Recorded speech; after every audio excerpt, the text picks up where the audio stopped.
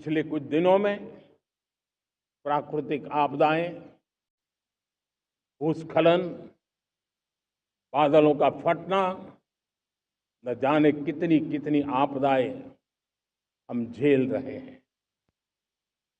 पीड़ितों के साथ हमारी संवेदना है। राज्य सरकारें और केंद्र सरकार मिलकर के बचाव के काम, राहत के काम, पुनर्वसन के काम में पूरी शक्ति से जुटे हुए हैं। साथियों,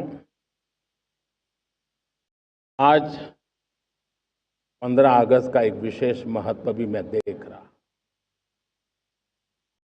मुझे बहुत गर्व हो रहा है। आज मुझे लाल किले की प्राचीर से ऑपरेशन सिंदूर के वीर जाबाजों को सैल्यूट करने का अवसर मिला है।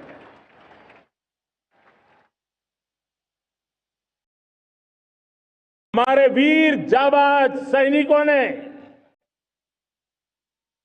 दुश्मनों को उनकी कल्पना से परे सजा दी है।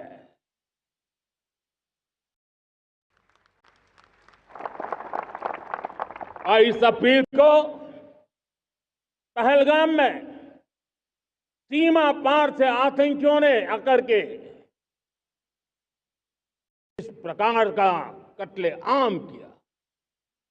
धर्म पूछ करके लोगों को मारा गया। पति के सामने पति को गोलियां दी। बच्चों के सामने अपने पिता को मौत के घाट उतार दिया गया। पूरा हिंदुस्तान आक्रोश से भरा हुआ था।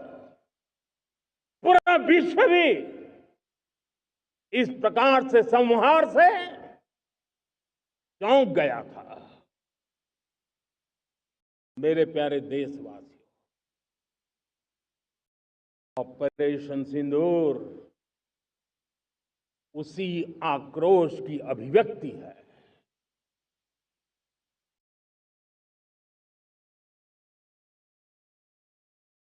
22 तारीख के बाद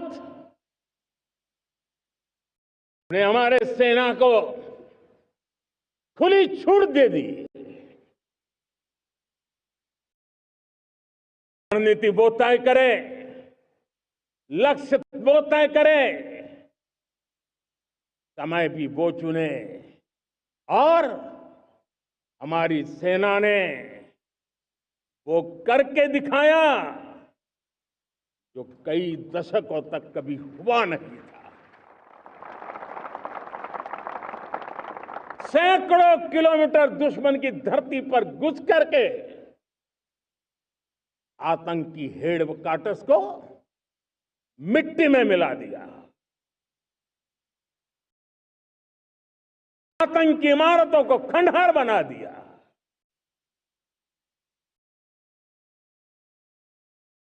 पाकिस्तान की नींद अभी भी उड़ी हुई है।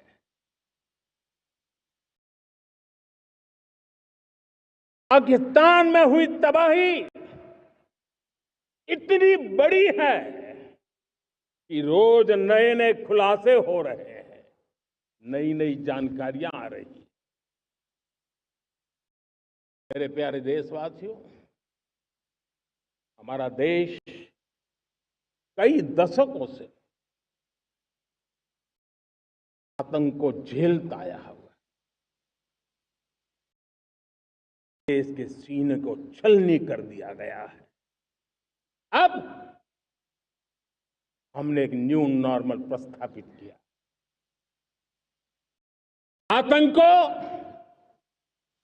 और आतंकी को पालने पोसने वालों को, आतंकियों को ताकत देने वालों को अब हम अलग अलग नहीं मानेंगे।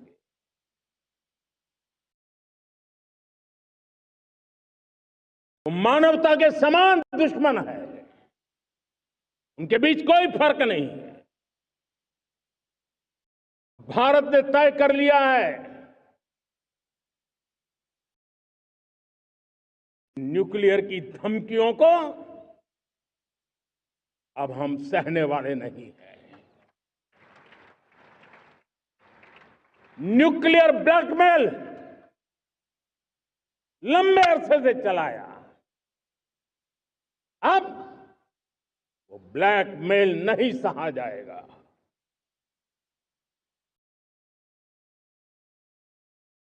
आगे भी अगर दुश्मनों ने ये कोशिश जारी रखी, हमारी सेना तय करेगी, सेना की शर्तों पर, सेना जो समय निर्धारित करे उस समय पर,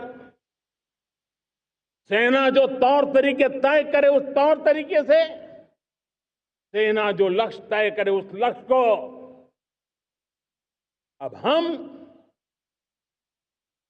अमल में ला करके रहने वाले हैं। हम मुंह तोड़ जवाब देंगे। मेरे प्यारे देशवासियों, भारत ने तय कर लिया है, खून और पानी एक साथ नहीं बहेंगे।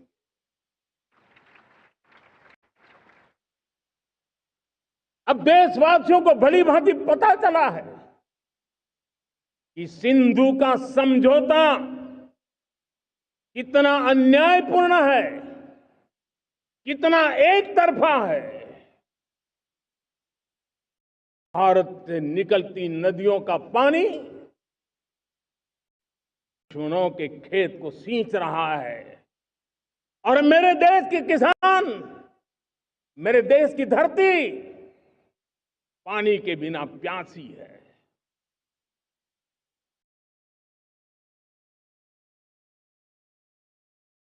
ऐसा समझौता था इसलिए पिछले 7 दशक से देश के किसानों का अकल्पनीय नुकसान किया है।